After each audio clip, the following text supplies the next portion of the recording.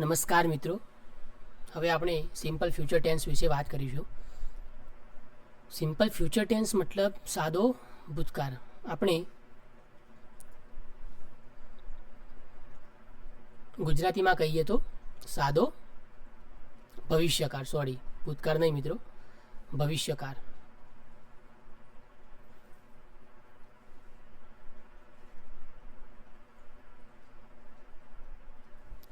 બરાબર મિત્રો. હવે આ ટેન્સનો ઉપયોગ ક્યાં થાય છે? તો સૌથી પહેલાં જુઓ, use to talk about action that will happen in future. Action that will happen in future મતલબ એવી એક્શન, એવી ક્રિયાઓ જે ફ્યુચરમાં થવાની છે.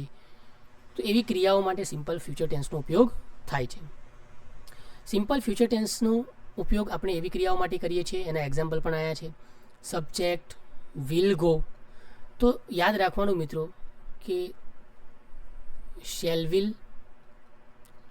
પ્લસ વર્બ વન આ પ્રકારનું આપેલું હોય તો તમારે સમજવાનું કે સેન્ટેન્સ જે છે એ સિમ્પલ ફ્યુચર ટેન્સની અંદર છે.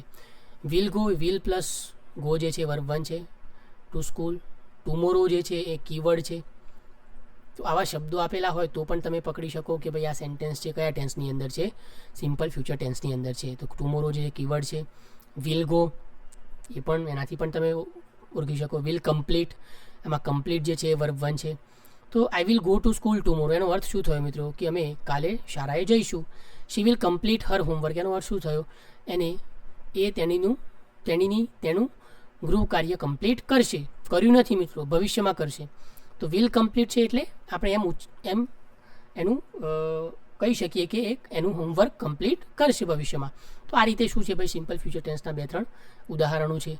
નેક્સ્ટ આપણે આગળ વધીએ તો હરેક ટેન્સમાં જેમ સ્ટ્રક્ચર હોય છે એમ સિમ્પલ ફ્યુચર ટેન્સના અંદર પણ એફર્મેટિવ સેન્ટેન્સનું ભાઈ, નેગેટિવ સેન્ટેન્સ અને ઇન્ટ્રોગેટિવ સેન્ટેન્સના સ્ટ્રક્ચર આપેલ છે.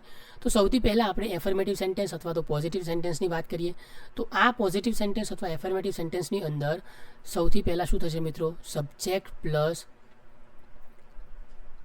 Shell will plus verb one plus object. તો આ પ્રકારનું સ્ટ્રક્ચર એફર્મેટિવ સેન્ટેન્સની અંદર ઉપયોગ થશે. અહીંયા જુઓ, વિલ આપેલ છે, પછી બેઝ વર્બ વન આપેલ છે, પછી લાસ્ટમાં તમે ઓબ્જેક્ટ લખી શકો. વિલ અને શેલ પણ હોય છે મિત્રો. શેલ અને વિલ ઓરમાં હોય છે, ગમે તે ઉપયોગ કરી શકાય છે. એનો ઉપયોગ અલગ અલગ જગ્યાએ થતો હોય છે. તો અહીંયા સબ્જેક્ટ આગળ રાખી શકો તમે, subject plus shall will plus verb one plus object. એના ઉદાહરણ જુઓ મિત્રો, સબ્જેક્ટના સ્થાને હી છે, સબ્જેક્ટના સ્થાને દે છે. પછી વિલ પ્લે એટલે will plus verb one. Will visit, will plus verb one. Cricket, there grand parents. તો પહેલા વાક્યનો અર્થ શું થાય છે મિત્રો, હી વિલ પ્લે ક્રિકેટ મતલબ તેઓ ક્રિકેટ રમશે, ભવિષ્યમાં રમશે. They will visit there grand parents મતલબ તેઓને ટાઈમ મળશે ત્યારે તેઓ તેમના દાદા દાદીને મળવા જશે. તો આ રીતે સિમ્પલ પાસ્ટ ટેન્સની અંદર ભવિષ્યની વાતો થઈ હોય છે, જે ક્રિયાઓ હજી કમ્પ્લીટ થઈ નથી પણ ભવિષ્યમાં જઈને કમ્પ્લીટ થશે.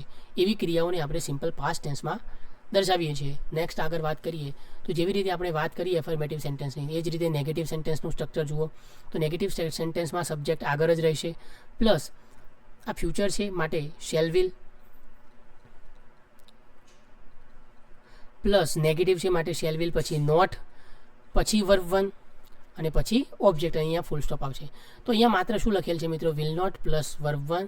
અહીંયા ઓબ્જેક્ટ નથી લખ્યો અને પાછળ અહીંયા આગળ સબ્જેક્ટ નથી લખ્યો. તો આગળ અને પાછળ સબ્જેક્ટ અને ઓબ્જેક્ટ અહીંયા મિસિંગ હતો. તો એ રીતે આપણે જોઈ શકીએ છીએ. મેન અહીંયા યાદ શું રાખવાનું છે મિત્રો, સબ્જેક્ટ અને ઓબ્જેક્ટ તો આવવાના જ છે આગળ પાછળ, પણ shall will not verb one આ સ્ટ્રક્ચર યાદ રાખવાનું જરૂરી છે. સબ્જેક્ટ સબ્જેક્ટ, આઈ સાથે will not go verb one આવ્યું. વિલ નોટને વોન્ટ પણ લખી શકીએ, ઇટ વર્બ વન આવ્યું. તો આ પ્રકારે તમે સિમ્પલ ફ્યુચર ટેન્સની અંદર સેન્ટેન્સીસ નેગેટિવ સેન્ટેન્સ બનાવી શકો છો. I will not go there મતલબ હું ત્યાં જઈશ નહીં, ભવિષ્યમાં પણ નહીં જોઉં એમ. She won't eat junk food, તે ક્યારેય પણ શું નહીં કરે, ભવિષ્યમાં જંક ફૂડ ખાશે નહીં. તો આ પ્રકારે ભાઈ ભવિષ્યની વાતો થતી હોય ત્યાં નેગેટિવ સેન્ટેન્સનો ઉપયોગ કરી શકીએ છીએ. Next interrogative sentence. તો ઇન્ટ્રોગેટિવ સેન્ટેન્સની અંદર શેલ અને વિલ જે છે આગળ આવી જાય. તો અહીંયા લખું છું મિત્રો, shall will plus subject plus verb 1 plus object અને ક્વેશ્ચન માર્ક. તો અહીંયા આપેલ જ છે સેમ ટુ સેમ. તો આ પ્રકારનું સ્ટ્રક્ચર તમે ઇન્ટ્રોગેટિવ સેન્ટેન્સ બનાવવા માટે અથવા તો ક્વેશ્ચન પૂછવા માટે આ સ્ટ્રક્ચરનો ઉપયોગ કરી શકો છો. Will you come tomorrow? Will you come tomorrow મતલબ તમે કાલે આવશો. તો આનો આન્સર મિત્રો યસ અને નોમાં આવી શકે છે. Yes no. જો એ એમ કહે છે કે હા હું આવવાનો છું તો યસમાં આવશે આન્સર આપશે, અને એ આવવાનું નહીં હોય તો નોમાં આન્સર આપશે. Will he help you? શું તેને તારી મદદ કરી હતી અથવા તો શું એ તને મદદ કરશે? ભવિષ્યની વાત છે તો યસ નોમાં આન્સર હોઈ શકે. આનો જવાબ યસ અને નોમાં હોય છે. તો વિલથી ક્વેશ્ચન પૂછ્યો હોય તો એનો આન્સર કેવો હોય છે મિત્રો? યસ અને નોમાં આપી શકીએ છીએ. તો આ ઇન્ટ્રોગેટિવ અથવા તો ક્વેશ્ચન માર્કવાળા સેન્ટેન્સ જે છે એનો ઉપયોગ આપણે આ રીતે કરી શકીએ છીએ. નેક્સ્ટ વાત કરીએ તો સિમ્પલ ફ્યુચર ટેન્સના યુઝીસ કયા કયા છે મિત્રો? તો આપણે two express future action. Future action બતાવવા માટે સિમ્પલ ફ્યુચર ટેન્સનો ઉપયોગ થાય છે. I will start a new project. મતલબ ફ્યુચરમાં એક નવો પ્રોજેક્ટ સ્ટાર્ટ કરીશું તો ફ્યુચરમાં આ થશે એવું બતાવવા માટે ઉપયોગ થયો છે.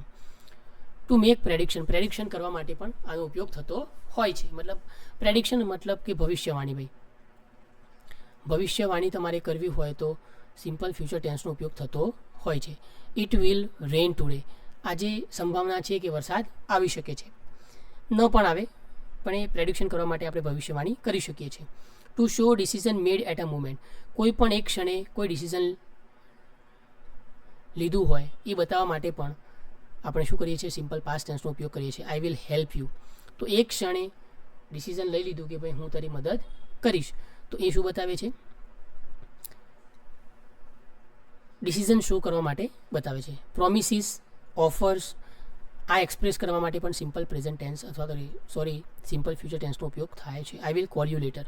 મતલબ તમે પ્રોમિસ કરી છે કે હું તને કોલ કરીશ કાલે, બરાબર, પછી તને કોલ કરીશ. તો આ બધું બતાવવા માટે આપણે સિમ્પલ ફ્યુચર ટેન્સનો ઉપયોગ કરીએ છીએ. નેક્સ્ટ આપણે વાત કરીએ મિત્રો